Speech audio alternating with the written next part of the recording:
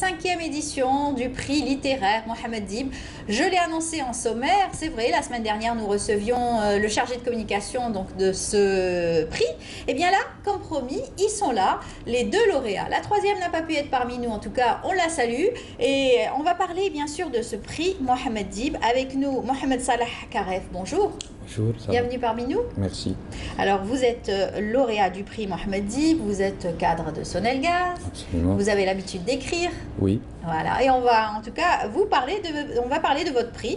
Et Moustapha Bouchareb, bonjour. Bonjour. Bienvenue parmi nous. Merci. Alors vous êtes universitaire, vous êtes enseignant, c'est cela? D'anglais, oui. D'anglais, et vous avez l'habitude d'écrire. J'ai écrit assez quand même. Oui, plusieurs romans et des nouvelles surtout. Et Oui. cette fois-ci, vous avez décidé de participer avec un roman. Oui, c'est toute une histoire.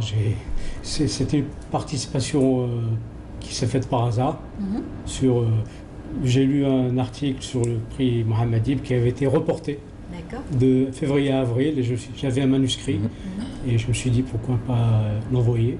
En tant que manuscrit, parce qu'il n'est pas publié. D'accord, il n'a pas encore été publié. Non, de ce qui rend... Donc il aura du succès bien avant même d'avoir été publié. Mais ce qui rend problématique pour moi le fait d'en parler, parce qu'il n'a aucune protection.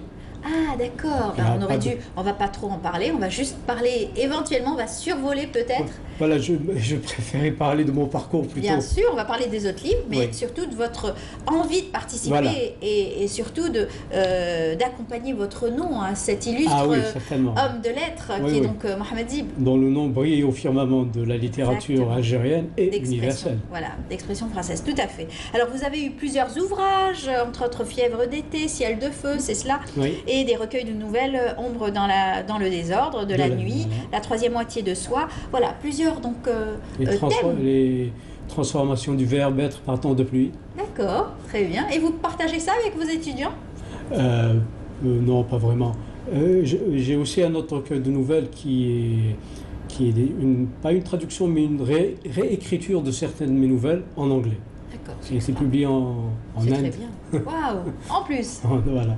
Waouh, c'est extraordinaire. Alors, le fait d'avoir participé à ce prix, est-ce que vous étiez parti pour gagner ou vous aviez un doute? Absolument pas, je n'étais pas parti pour gagner. J'ai lu un article sur un journal algérien par hasard, je crois que c'était l'Ouatan, où on annonçait que le prix, les candidatures étaient reportées. Je n'en avais aucune idée et j'ai vu, j'ai consulté le site de la Grande Maison et je me suis dit...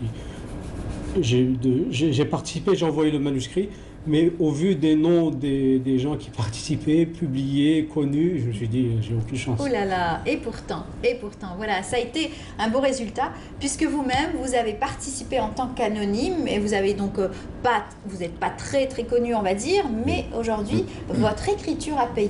Votre style a payé. Alors pour vous, Mohamed Salah Karef, vous avez l'habitude d'écrire beaucoup plus pour le théâtre, en arabe surtout. Oui, en arabe surtout. Moi, je suis essentiellement écrivain pour la dramaturgie en général.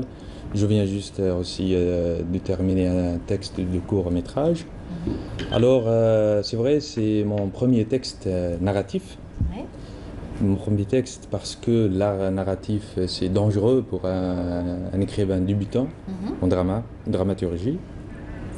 Et puis c'était une surprise pour moi aussi de remporter ce prix parce que je suis jeune tout d'abord, parce que j'habite l'Algérie profonde, je suis de la ville de Hassi Bahbah, de wilaya de Djelfa, et je suis, comme vous l'avez dit, peu connu. Alors c'était une surprise aussi pour moi. Une belle surprise, parce que Absolument, vous aimez ça déjà, Absolument, vous aimez l'écriture, donc quand on veut, je pense qu'on finit par y arriver. Absolument. Quand on est passionné. Oui, et surtout quand le prix est organisé par des gens sérieux qui ont... L'association La Grande la Grande Maison, absolument, et ont de la passion pour l'écriture, pour l'art, pour la littérature. J'ai constaté toutes ces choses-là. En tout cas, il y avait un membre de jury très, très important. Absolument, et la rigueur, comme vous l'avez dit, bien sûr. J'étais surpris aussi par le niveau et la rigueur, comme vous l'avez dit, du jury. Ils ont été très... ils sont rattachés au texte, surtout, pas au grand nom et tout ça. Alors c'est un premier roman que vous avez édité, c'est une nouvelle? Et il faut le souligner, c'est un recueil de nouvelles. Recueil de nouvelles. qui s'intitule Sisyphe s'invente un sourire, ou bien en arabe Sisyphe yatasanna ibtisam. Très bien. Alors, bien sûr, ce prix donne la chance à la littérature algérienne d'expression française, arabe et amazigh. Donc, la participante Louisa Ouazellag n'a pas pu être parmi nous, mais en tout cas, on la cite puisqu'elle aussi a participé et a eu ce prix. On va voir en image tout cela à travers ce reportage qui a été fait et réalisé par Sarah Sharif.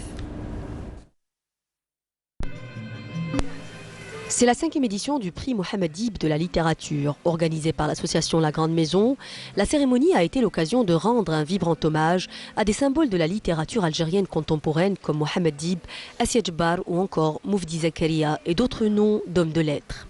Présent à cette rencontre, le ministre de la Culture n'a pas manqué de rappeler que son département soutiendra tous les prix portant des noms d'écrivains algériens et des chouhada, car selon Asdin Mihoubi, il s'agit là d'une marque de respect, voire d'un devoir.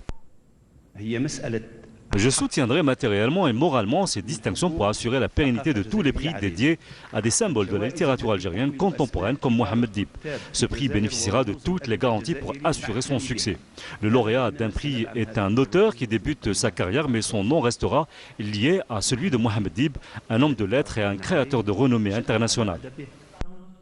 Mohamed Salah a décroché le prix en langue arabe avec son roman intitulé Sisyphe en faux sourire, Louisa Ouazellag en tamazight pour son écrit Jar Jnit Mourt, alors que Mustapha Bouchouareb a été distingué pour son roman Fetwa. Cette édition a récompensé pour la première fois des œuvres rédigées en arabe, en tamazight et en français. Elle a vu par ailleurs la participation de 72 œuvres d'hommes de lettres algériens. Je suis très fier de voir mon nom aux côtés de celui d'un grand écrivain comme Mohamed Dib. Je pense que dans l'avenir, ma mission sera plus difficile. C'est une grande fierté de remporter ce prix de littérature qui porte le nom du grand Mohamed Dib. Pour les participants à cette cérémonie, l'importance de ce prix ne se mesure pas dans la somme d'argent dont il est doté, mais dans sa valeur morale. Le lauréat d'un prix est un auteur qui souvent débute sa carrière, mais son nom restera lié à celui de Mohamed Dib, un écrivain qui a marqué tout un mouvement littéraire. Voilà, comme je l'ai dit, c'est vrai qu'avoir son nom auprès de Mohamed Dib, c'est extraordinaire, surtout pour une personne qui débute dans la littérature. Oui. Et aujourd'hui, vous avez l'embarras du choix. Tout le monde essaye de vous arracher votre manuscrit, peut-être, non ? Il y a eu quelques contacts dans ce sens et j'espère que ça va se concrétiser. Inch'Allah. Arracher, c'est un mot un peu trop fort, mais quand même, disons, un intérêt. Voilà, un intérêt en tout cas pour pouvoir aussi éditer. C'est pas rien aussi le prix Mohamed Dib. Ah non, non. Ça intéresse beaucoup les professionnels de la littérature, les professionnels du livre, de l'édition aussi. Alors on est aujourd'hui, c'est l'ouverture du salon du livre, donc il va y avoir aussi cet intérêt pour la lecture, pour la littérature. Oui, c'est certain, ouais.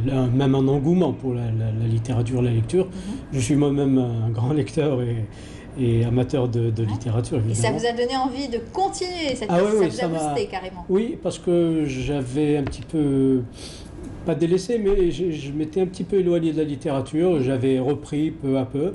Oui. Et là, avec ce prix, ça m'a donné l'envie de continuer à écrire. D'ailleurs, j'ai un deuxième roman qui est tout prêt. Oui. Qui attend aussi preneur. Alors il faudra peut-être participer à notre concours littéraire. Peut-être, pourquoi pas. Alors on va voir quelques-uns de vos ouvrages puisque vous nous les avez ramenés. Les transformations du verbe, être par temps de pluie, c'est cela ? Oui, oui. Ça c'est un recueil de nouvelles assez varié avec des styles à la fois lyriques, fantastiques, réalistes, poétiques aussi. Très très bien. On va en avoir un deuxième, Ciel du feu. Ciel de feu, c'est le deuxième roman que j'ai publié à l'ENAL, qui avait eu un succès d'estime à l'époque et qui est connu. Enfin, mon nom est attaché plutôt à ce livre qu'à d'autres. D'accord. Ombre dans le désordre de la nuit. Ombre dans le désordre de la nuit, ça c'est le tout premier livre que j'ai publié, c'est un recueil de nouvelles. Ombre dans le désordre de la nuit, c'est la première phrase d'une nouvelle qui est incluse, qui s'appelle Zanj. Et qui était un livre, une nouvelle qui prenait pour base la révolte des Zinj à l'époque abbasside, et qui était un texte, disons, entre guillemets, iconoclaste, avec des inventions de mots, esclavailleurs, seigneur-maître, etc. Donc c'est un certain niveau. Donc, je ne sais pas. Abordable J'espère. Pour tout le monde. Je ne sais pas, j'espère. D'accord, très bien. Et en tout cas, cette aventure va vous permettre aujourd'hui de rebondir. Est-ce que le théâtre reste toujours votre passion? Oui, absolument. Avant- Je suis très attaché à la dramaturgie, notamment le théâtre, qui est considéré comme le père de tous les arts, et aussi au cinéma. C'est un nouveau horizon pour moi que je aimerais bien continuer en ce moment. Sinon, l'idée de ce recueil était très simple et il s'agit pour moi d'essayer de construire des personnages parce que c'est très important au théâtre. Alors j'ai pensé à écrire pour écrire des personnages qui sont loin, qui n'habitent pas le même endroit. Alors j'ai pensé à décrire un vieux monsieur à Bordeaux, un vieux monsieur au Liban, un prêtre en Sicile, un berger au Sahara. Alors après, ça m'a donné l'idée d'évoquer une identité qui me semble assez écartée et oubliée en Algérie. C'est l'identité de la Méditerranée, qui est un espace civilisationnel et culturel très antique, très important. Ouais. Et aussi, ça m'a permis de prendre une distance par rapport au texte, c'est-à-dire il ne faut pas que je trouve dedans, dès le premier œuvre, dans le texte. Alors c'était un exercice très important pour moi et très révélatrice. Voilà. Voilà. Et la narration, bien sûr, Et la narration, oui. qui est très importante pour vous. Alors, vous allez y aller au Salon du Livre? Absolument, Oui, et vous allez rester un petit peu plus longtemps cette fois-ci? absolument, oui. Ouais, et ben en tout cas, on vous souhaite bonne chance et surtout pour la sortie de votre livre. Vous reviendrez peut-être quand il sera sorti, on le présentera et ça sera plus... Parce que là, il ne faut pas trop en parler, on a peur, donc c'est pas encore protégé. Oui, exactement, oui. C'est des manuscrits, donc ils sont ouverts à tous les vents. Voilà. Donc il vaut mieux être un petit peu discret sur ce sujet-là. S'ils étaient publiés, ce serait l'occasion de les montrer et d'en parler en Eh détail. ben, il faudra revenir dès qu'ils seront édités et ce sera la preuve que finalement l'intérêt était là et toutes les personnes qui vous aviez fait des promesses ont tenu leurs promesses. Exactement, voilà. Merci en tout cas à vous deux d'avoir été nos simplement, invités. je Oui, remercie bien sûr, allez-y. une autre fois l'association de la Grande Maison et sa présidente, Madame Sabiha Ben Mansour. Je remercie également la direction de la culture de Tlemcen et son directeur de la culture et les gens de Tlemcen qui nous accueillaient avec un grand plaisir. Et je vous remercie aussi pour l'invitation. Merci en tout cas à vous. Eh ben, on va parler théâtre dans un moment. Peut-être que ça sera l'occasion de nouer des liens avec notre aussi directeur du théâtre de Béjaïa et surtout le commissaire du festival du théâtre à Béjaïa. Merci. Peut-être que je voudrais abonder dans son sens aussi. C'est remercier les organisateurs, la Grande Maison, Madame Ben Mansour en particulier, qui mène un travail de titan. Voilà, depuis déjà longtemps. Depuis longtemps, oui. Et quand je ne la connaissais pas personnellement, je l'ai rencontrée, je me suis dit, et je le répète ici, s'il y avait 10, 15 femmes comme elle, au niveau de la culture, qui dirigeait la culture en Algérie, on est sauvés. Oui. Parce qu'en voyant leur activité à la Grande Maison... Eh bien, ça va lui faire plaisir. J'espère, mais elle le mérite. Je me suis dit, vraiment, il n'y a pas de quoi désespérer de l'Algérie. Vraiment. Voilà. Ben, en tout cas, bonne chance à vous et merci encore d'avoir été nos invités. Merci et beaucoup. à très bientôt. Voilà. Nous On l'espérons. continue l'émission.